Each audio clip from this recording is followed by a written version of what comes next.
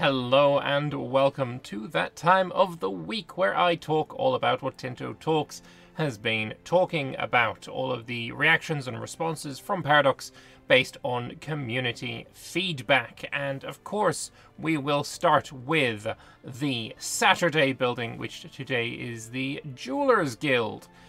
This one I find quite interesting. Of course, we have it's burgers that are employed here, can be built in towns and cities, and you are choosing two things at the same time. You are choosing the base, whether it's made of gold or whether it's made of silver, and you need to choose an enhancement, which is, I guess, another name for a production method, but this is entirely scriptable. Like, this can be named whatever you want, right? So we've got ivory, we've got amber, we've got gems, and we have pearls here. So you choose one of each of these, and then you get yourself some jewelry. So there are a couple of comments in here as well that we will go into. I love the idea of a crafting of a system, and I hope the balancing and such is all good. Jewelry produced always has the same value, so jewelry is jewelry. But in every market, the ivory, gems, amber, and pearls cost differently due to the dynamic nature of supply and demand, so one will usually be more profitable choice over the others. So you're going to have to basically have a look at, yeah, the price of your various goods. Makes sense. Are the RGL sprites still work in progress? Goods icons are done, but they can afford to revisit some of the consensus that there's a better concept to represent them. On this note, I will say, I think amber should be redone. I don't think it should be two pieces of amber. It should just be one with the bug in the middle a little bit more pronounced. That's my thoughts on it. Yeah, I think that would be a much better representation of amber, in my opinion. What are jewels used for? They're a terrific waste of money, naturally. Burghers and nobles will demand them, so you get rich selling jewels to the market, which also helps to fulfill their pop satisfaction. It also comprises some building mechanics. And I asked here about what enhancements is all about. Is it a new name, or is it a rename of production method to something else entirely? Enhancement is just a flavor name for Jewelers Guild secondary production method. We can name them whatever we like, which is kind of awesome. Very much helpful for modders, I think. Being able to rename the secondary, tertiary, whatever production methods, I think is, yeah, no, fantastic. When will the game be released? Yeah, no, who knows. Johan also responded to me here saying unique names for each slot in the building. Production chains are important to the gameplay as it rewards advanced countries that are able to focus on manufacturing and diversity of resources over countries that just hunt lots of ivory and mines lots of gold from their land. Makes sense. Just having the raw resources is not going to make you a powerful country. The ability to manufacture that into things that people want is obviously going to be a more profitable situation. That's why Europe went searching for raw resources in the rest of the world. That's the most charitable way of putting that. Brought them back to Europe and manufactured them and made lots of money. Pop demands are dynamic and fully scriptable. In the case of jewelry, pops only demand it if they are aware of it.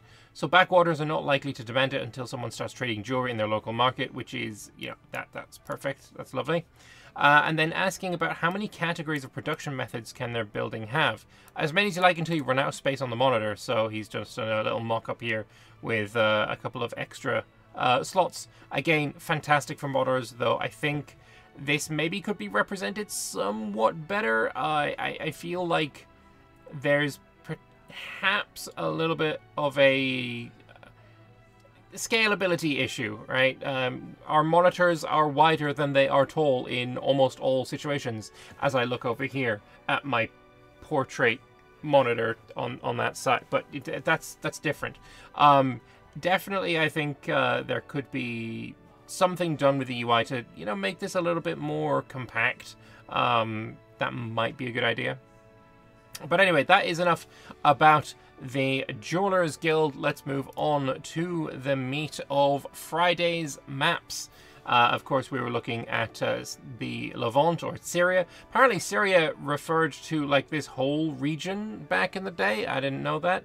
Do now. But yeah, we have a few responses here. No Damascus steel. Found that a Syrian offense. Nice pun. Actually, I lied. There is no such thing as a nice pun. All puns are terrible, and you should feel terrible about it.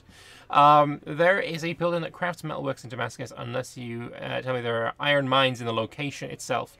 Yeah, basically there wasn't an iron trade good or raw resource, RGO, in the location of Damascus. But yeah, that's fine. You know, you import the materials to Damascus to build a metalworks there. The building, whatever the building is called that crafts metalworks, just build that in Damascus. Maybe you can even have a bonus somehow. I don't think that's probably realistic. Damascus steel wasn't this like super special Valyrian steel kind of, you know, fold a gajillion times Japanese bloody samurai sword weeb thing going on. It was just a method of folding steel. Wasn't any better than anywhere else. But you know, it looked shiny, so it got a reputation. But yeah, no, Damascus steel, famous, so maybe there should be something there regardless. Are the Copts an ethno-religious population? This is an interesting question, talking about some cultures in the world are very heavily tied to religion. So if a Pop converts as a Copt to Sunni Islam, does the Pop instantly switch to Egyptian? No. Unfortunately, there isn't any separate mechanics for ethno-religious populations. It's kind of difficult to portray on several conceptual levels. I feel that's pretty reasonable. I don't know. I feel there are a lot of cultures that are heavily tied to their religions. And if those religions were to change, is it fair to call them that same culture? Probably not. I'm especially thinking of things like the Jewish cultures in Syria. If you convert them to Sunni, would it make sense for them to still be the same Jewish cultures? Probably not. But again, this is a game and there are limitations to that. So maybe this is something that they can look into further in the future. Maybe not. I'm not sure. Since monuments aren't a thing in Project Caesar, since when was that stated? I'm sorry, that has not been stated. It was a misconception a long time ago, but this is not a thing that we know for a fact. It may be that there are no monuments in Project Caesar. It may be that there are. We have had zero confirmation either way, and if you want to disagree with me, I can go and find the proof. I've brought this up before. I know what I'm talking about. I have the receipts, guys. Actually, you know what? I'll go into it. The whole argument about monuments not being in is when we had the economy screen shown in an early Project Caesar dev diary. Somebody asked about the spending on culture in the screen. Somebody asked about what that represented. Is that spending on monuments, for example? Jan responded, no, not monuments. All right, they asked, is it spending on monuments and something else? I forget what the something else was. And he said, not monuments, as in, that's not what this is referring to. Not, there are no monuments in Project Caesar. That has not been confirmed. It might be the case that there are no monuments, but we have not had that confirmed. It just hasn't been. And I'm gonna. We have had zero confirmation either way on this. Boom, done. I just gotta get that out there. Just gotta get it out. It annoys me. It annoys me. Misconceptions annoy me. Anyway, moving on. These desert bridges in the main image very much blended into the background. So this guy asked for a better image of that, and when you zoom in, you are better able to see the corridors in the desert, which is nice, I guess. Certainly, when you're moving troops around, this is probably when you are zooming into this level, and that makes it a lot easier for sure. Still only one Shiite religion, it seems, unfortunately. I don't actually think that's true. I don't think that's true. Or if there is only one Shiite religion, then it is broken up with international organizations, I think is the case. But yeah, talking about the Mamluks here and the way that the Mamluk dynasties worked. If there was no male heir, then a Mamluk commander would just coup the throne, and that would just be it, and be fine, and it'd be just a normal thing. So basically asking how the Mamluk succession would work, and Pavu saying they have interesting mechanics for them. Hopefully these interesting mechanics extend to further than just their succession dynamics, because having such an overwhelmingly strong, powerful, and populous country at the very beginning of the game, I personally don't find those countries very fun to play in other Paradox games. I'm not sure they will be any better in EU5, but if there are mechanics to make that fun, then that would be a great thing for sure. A bunch of people asking about the Shiites. Yeah, still one Shiite religion. Why do they represent the Alawites as Shiites, etc., etc. So Shiites will be internally divided. They want to portray the differences between their different denominations. And I imagine this is going to be with the international organization system. The same way that the Miaphysite religion, or like the Orthodox religions, have different patriarchs. The Patriarchate of Alexandria and Aleppo, Constantinople, they're all like in the Orthodox religion, but they're under different religious heads, and they're using the IO system for that, which is really cool. So seeing that here as well, that's also pretty cool. Surprised so much the Mamluks is represented as under direct control under some kind of subject, or instead of some kind of subject. I don't know much about them, but it feels wrong. I mean, I imagine that they've looked into it. Traitor control was rare in Europe, at least. But yeah, European and Islamic feudalism was different, and thus we're portraying it differently. And how to control your country is one of the challenges of the game. And again, this goes back to what I'm saying before about will the Mamluks be interesting to play?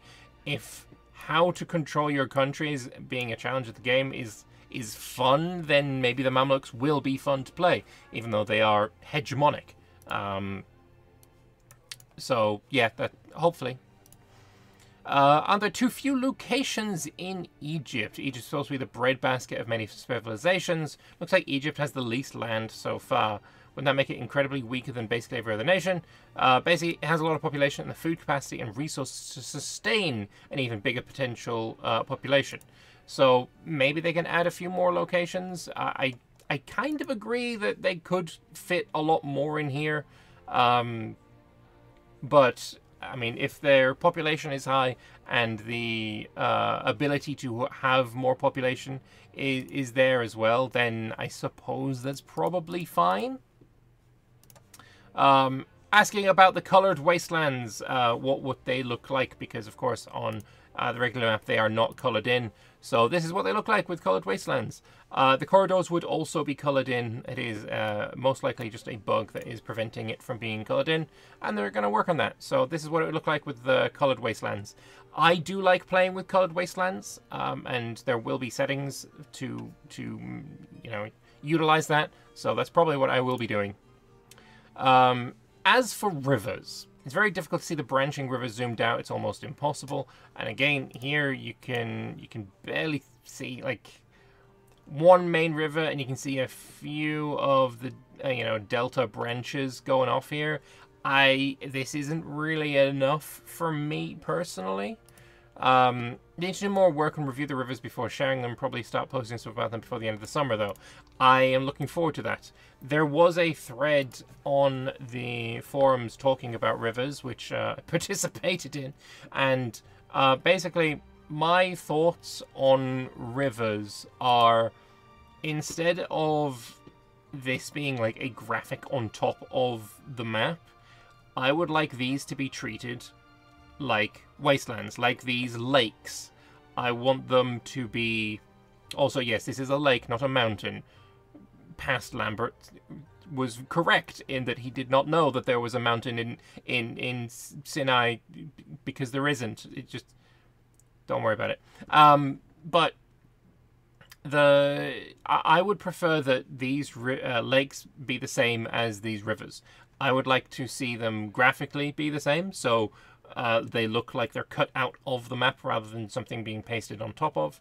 I would like them to break up terrain, and in a top-down view where you're just looking at where some, you know, the wastelands are. Basically, treat it like wastelands. I want the rivers to be treated like wastelands with crossing points using the you know, straits mechanic. I would think it would be awesome as well if you could have the ability to build bridges over these, and then maybe, you know, you get a tiny model of a bridge being shown on the map when you've built it.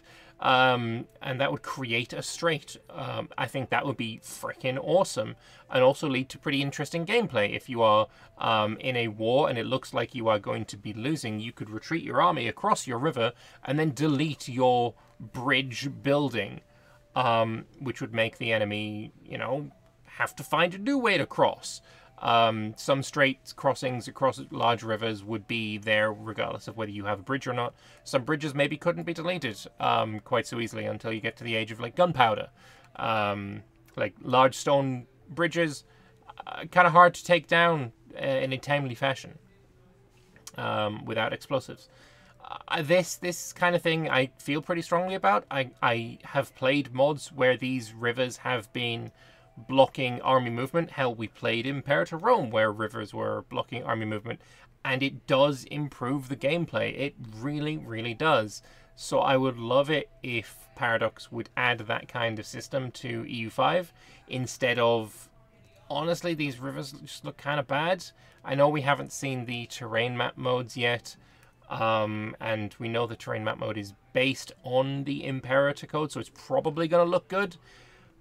But I still think very strongly that rivers should play a more pivotal role. Of course, they already act in a pivotal role when it comes to trade propagation, proximity and such.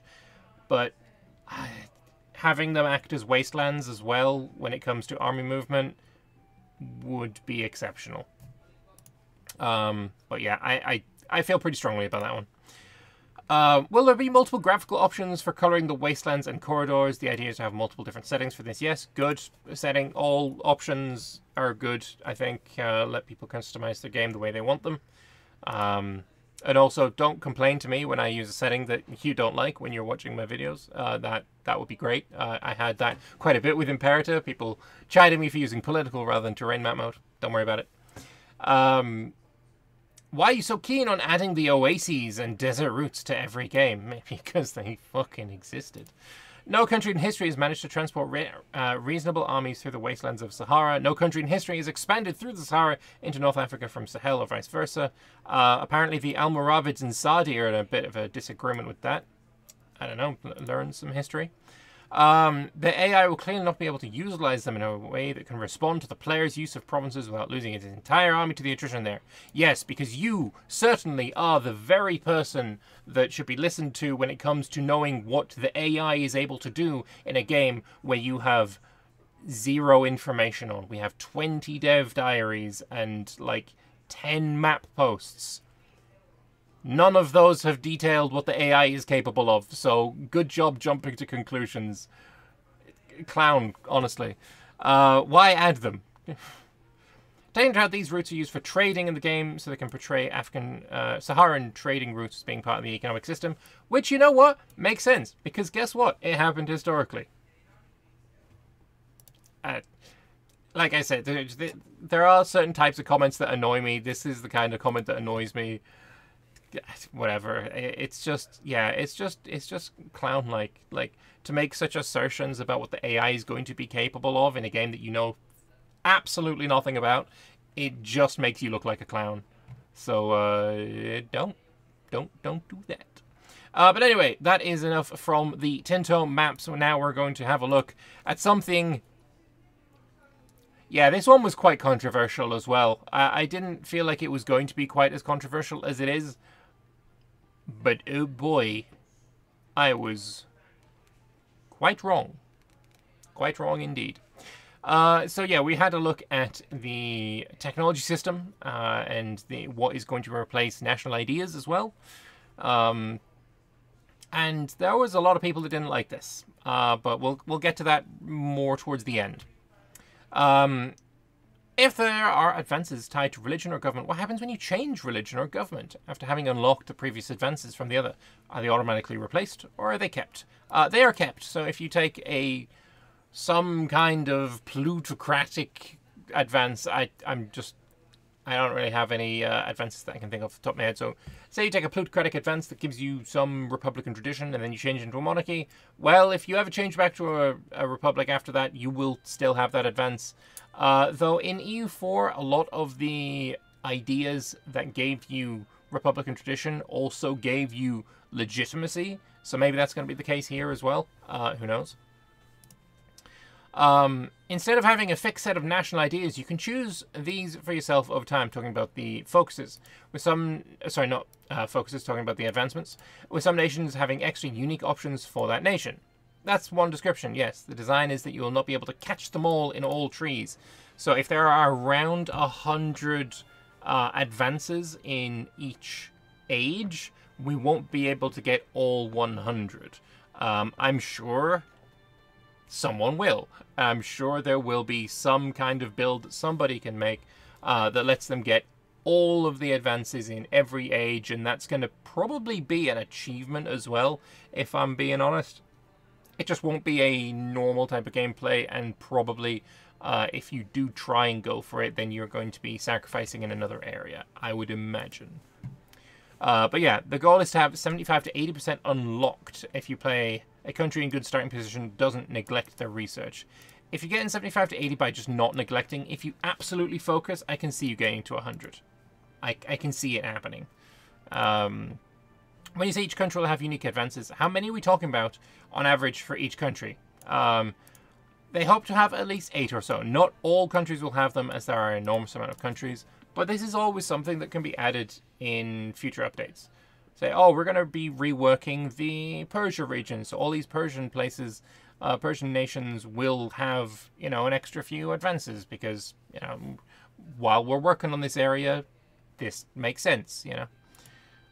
Do I understand correctly that the advances from a previous age are lost when you enter a new age? Nope, you keep all the advances you get.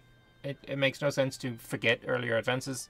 So yeah, you keep everything that you have advanced. And you can also research things from previous ages. They're about 33% cheaper when you go from one age to the next. You can then research the previous age's text at a pretty hefty discount, which is, you know, pretty good. How many advances out of 90 would the average country research before the end of the age? About 70 to 75. There are also extra advances from the focus, 10 extra that you get, which would be on top of the 90, I think. So you're looking at about 100 advances per age. Getting, you know, 3/4 of that seems like a reasonable amount, I imagine. Are the advances in the focuses at the start of each age the same for every country? It seems like they would make meta picks for each age.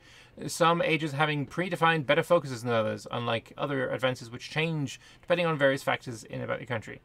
Part of the tree is randomized, which is a bit strange. If we're talking about the tree in general and where each advance lies on that tree, that would be fine.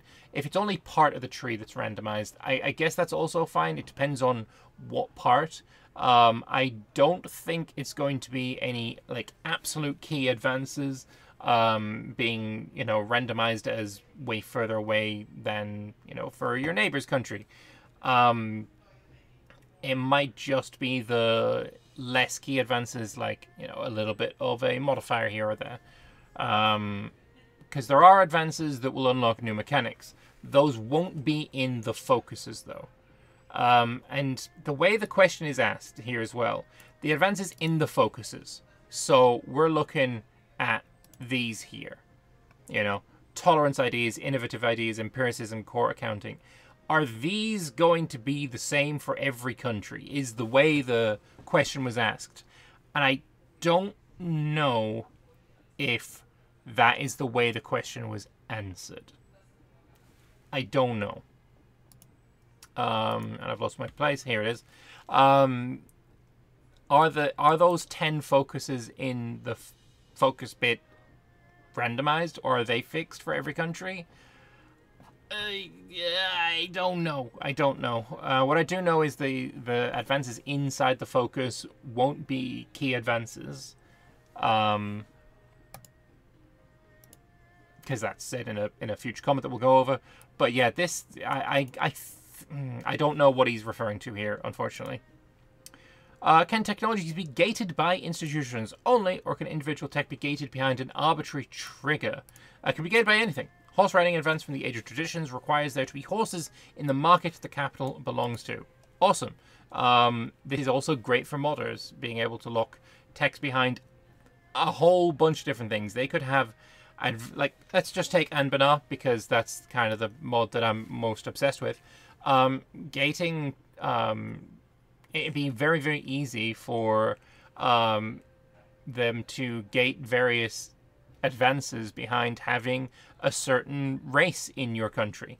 You get an influx of trolls, or say you get an influx of dwarves, because, you know, the Dwarva just fell and the dwarves are running away from the mountains, and you get a bunch of dwarves entering your nation because of that.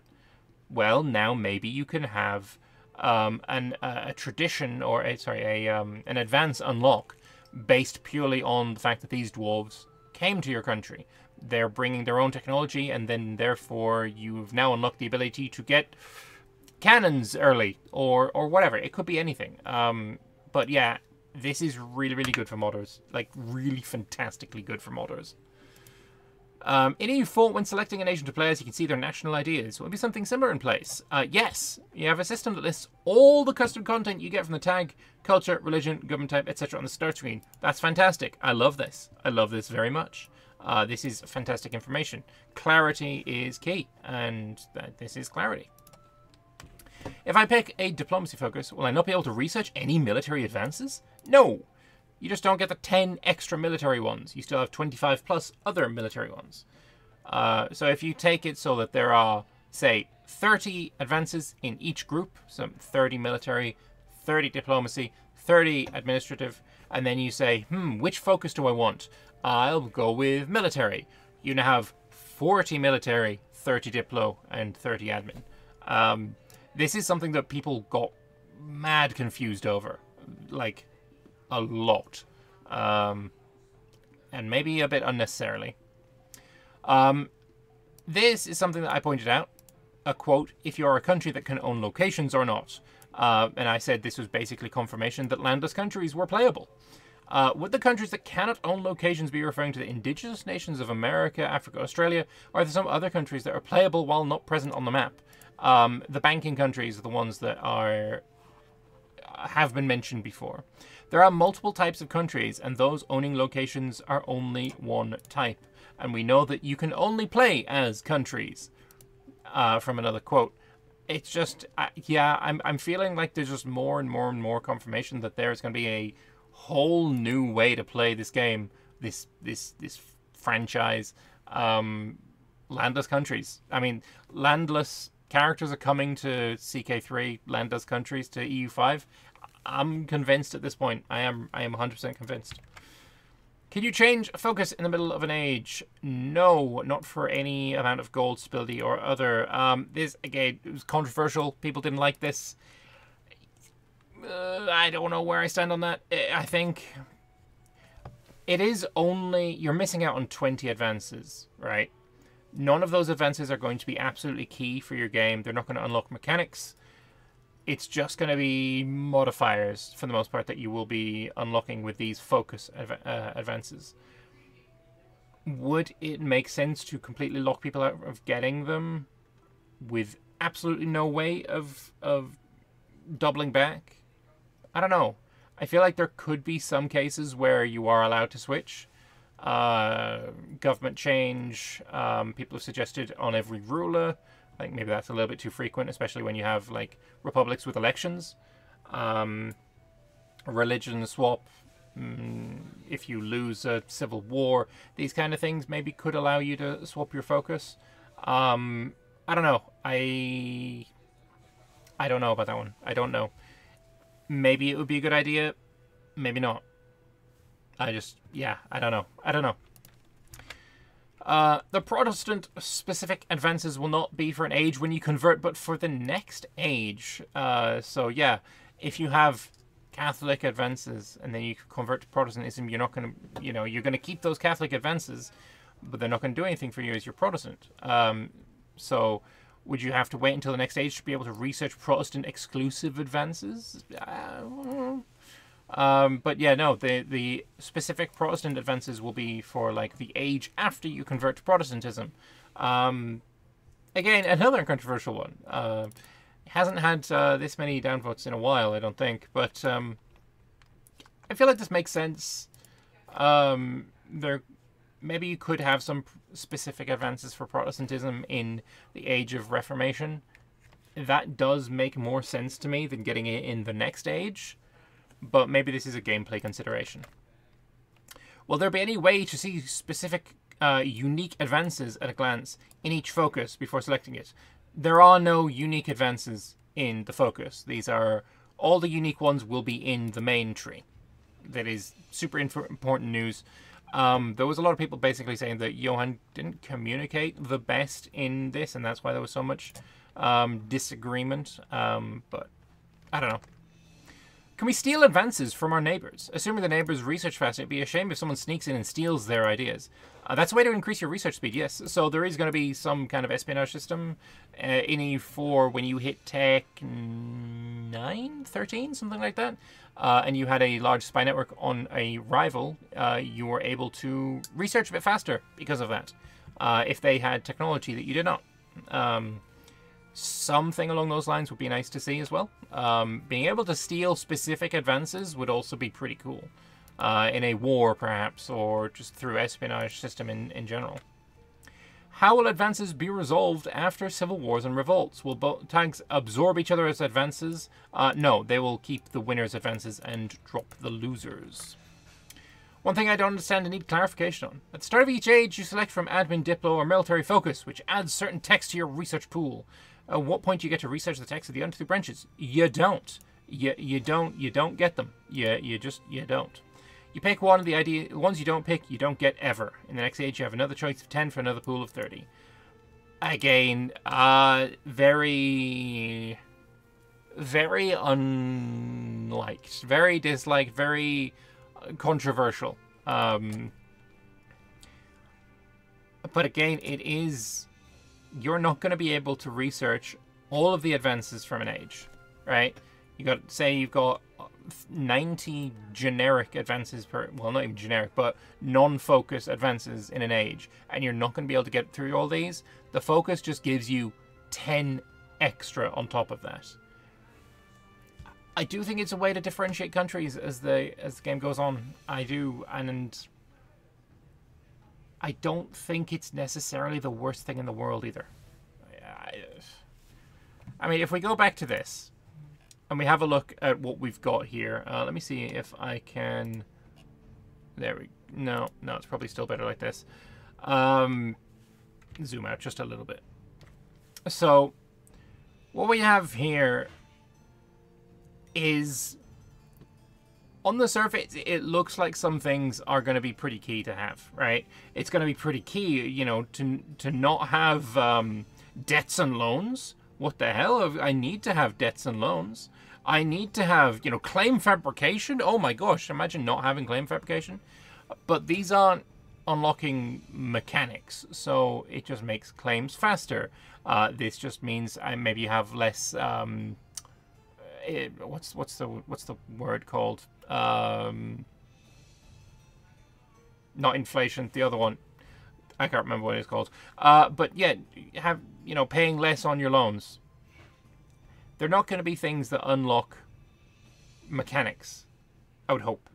And Johan said that as well, that it isn't. It's just if you take this, then you lose these. Take this one, you lose each of these. Are these absolutely going to be 100% necessary to get absolutely everything? No, and you're probably not going to be able to get them anyway. Just from the amount of advances that you're going to be able to research You know, losing 20, it's not going to be the only ones that you lose. I don't think as well that it's going to be absolutely necessary for a country to always take the military focus to keep up in military. From what I'm seeing here, there's like 5 of these that are naval focused. And when we're looking at diplomacy and admin focus, some of these look to be better for military as well. We know from the dev diary that there is a diplomatic focus that lets you have cheaper war score. That's huge. One of the admin ideas as well had some cheaper mercenaries from mercenary recruitment, I imagine, and benefits from mercenaries. These are technically like military-focused ideas that are going to benefit your military. But you need to take an admin focus, not the military focus, to take them. So I don't think it's going to be like completely detrimental to not take the military focus. I think it's going to probably be fine. I don't think it's worth this much disagreement. At the start of New Age, we can choose new focus. That means we can't advance on the other focuses. You know, you just won't take them. There are 25 other admin, 25 other diplo, and 25 other military advances in each tree in each age. You know, you still get military, diplo, and admin advances. The focuses just give you 10 extra of whichever one you choose. Can you somehow unlock advances in not selected focuses? No. I think it will not be fun to never unlock something like claim fabrication. Again, basically taking the word at face value. That's why we designed it to not be such things. You know, we're not locking mechanics behind the focuses. Say if I don't choose the right focus to get gunpowder in an early game, do I never get gunpowder? And again, this part completely not necessary. It's not how it works. You can see all the advances you miss out in the selection. There are 100 advances in every age. 10 of those you pick. 20 additional ones are not added. So you get 30 advances from each category. Then you choose a focus for 10 extra. I don't know. I feel like it's fine. I feel like it's fine. So our soldiers be fighting with swords and bows in 1800 never pick military focus? No, there's still 30 plus other military advances in each age. Again, there was a lot of confusion. There was so much confusion over this dev diary. But as it goes on and more people are getting, you know, clarity over it, then, you know, the dislikes go down, which makes sense. So maybe it was just a communication issue. Please consider replacing this with a research bonus to the chosen category. It doesn't make much sense for a nation to not have any progress in 2 fields for whole age. Again, people just misunderstanding the way that it works, thinking that you can't take any military ideas if you focus admin.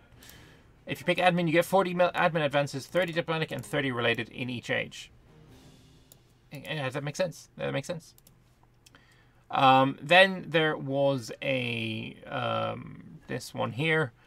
Basically, claim fabrication is for faster casus belli creation, and boarding parties is a higher chance to capture ships in battle. It is not mechanical locks. It clearly seems to be modifiers.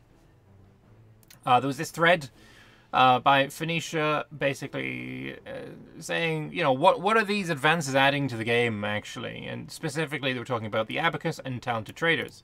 So the abacus here is +2 tax efficiency, and then talented traders is +1% trade efficiency. On the surface level, those seem like pretty weak numbers. But Johan responded. Ironically, these are the 2 most powerful ones there by far. Which is wild to me. Which is wild, actually. Because what we've got here... Efficiency of the cabinet, sure, whatever. Cultural tradition, sure, whatever. Monthly literacy, like, seems like a very powerful idea to have. Efficient bureaucracy, 5% admin efficiency. Seems really strong as well. Admin efficiency in EU4 is insanely strong. So 5 admin efficiency sounds like a really decent pick. But no, saying that +1 trade efficiency and +2 tax efficiency is the most powerful here, you know, it's certainly a vibe. Trade efficiency increases profit on a trade. Nerf those values enormously multiple times, and it's still a huge no-brainer to pick. Okay then. I am in fact convinced. I am in fact convinced. Yeah. So I am. Honestly, right now I'm fine with the system. I think that it is... I think it's interesting. I think it might work. I think it is not something that I need to be up in arms about. And while I am a big fan of national ideas, like I think that is an amazing system in EU4. I think national ideas and the ideas system is awesome. There is no mana points in EU5, so they clearly would need a completely new system to implement that, and having it baked into the research system, every country will be unique. You know, every country will choose different advances as they pass through the game, and that is basically what the idea system did. And having unique advances as well for your country, your national ideas baked into those advances as well, is a great way of having that as well. Like England will have the best navy if they choose to. If they choose to take their unique advances, which again will not be part of the focuses. Wooden Wall, for example, for England will be in the unique part of the advances system. But if you are in England that is not really caring about the navy, if you're in England that wants to go onto the continent instead, you can ignore that advance. It's a more customizable national idea set, and yeah, I kind of vibe with that. I do think that's a good thing. But yeah, let me know what you guys think, both of the advances system, of the Mameluke Tinto map, or Syrian Tinto map, it's basically the same thing, and of the Saturday building. If you would be so kind as to subscribe to the channel as well. You stay informed, I get a sub, it's win-win, we all go home happy.